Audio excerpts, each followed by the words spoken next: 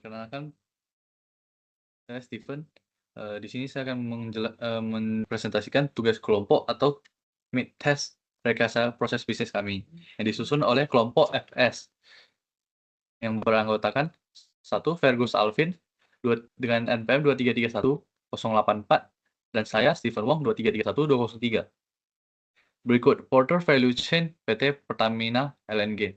Firm infrastruktur sistem manual administrasi dan pelaporan masih manual, belum terintegrasi penuh antar departemen. Manual requirement proses antar divisi. Tidak ada sistem pemantauan logistik real time. Inbound logistik, manual request handling via WhatsApp. Operation, manual order processing. Outbound logistik, manual coordination dengan courier service, WhatsApp, telepon, dan manual. Firm infrastruktur implementasi ERP sederhana, training program dan SOP yang jelas. Develop mobile dan dengan tracking. Vendor management system. Inbound logistic request management system, operation automation system workflow, outbound logistik partnership dengan multiple logistik provider, service membuat chatbot. Berikut akan dibacakan oleh Fergus Alvin. Nama saya Fergus Alvin. Pada kesempatan ini, saya akan menjelaskan diagram BPMN untuk PT Pertamina LNG yang menggambarkan proses bisnis terintegrasi serta usulan tambahan sistem SMT.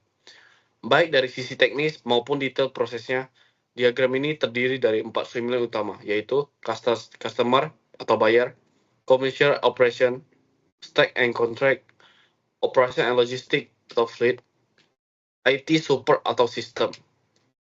Pertama, proses dari sisi customer atau buyer, proses akan dimulai dari pelanggan yang melakukan registrasi atau login dengan melengkapi proses KYC.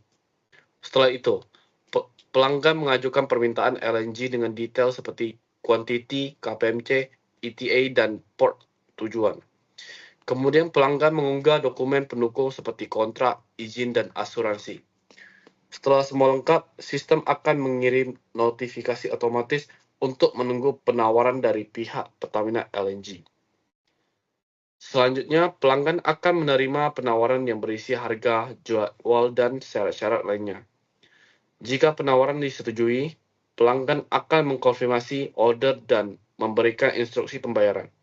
Setelah itu, pelanggan dapat melacak proses pengiriman serta mendapatkan update estimasi waktu kedatangan atau ETA di akhir. Pelanggan menandatangani POD atau Proof of Delivery sebagai tanda penerimaan barang. Yang kedua, dari sisi commercial operation atau stack and contract, proses dimulai dengan menerima PO dan jadwal dari pelanggan. Selanjutnya, tim akan mengecek ketersediaan stok dan rencana bunkering. Setelah stok dipastikan, dilakukan alokasi kapal dan penjadwalan armada. Kemudian, tim menyiapkan dokumen pendapatan dan kebebanan sebelum proses pengiriman LNG dilakukan. Setelah pengiriman berhasil, dilakukan serah terima barang dan penerbitan POD. Tahap terakhir adalah pembuatan invoice dan penutupan order.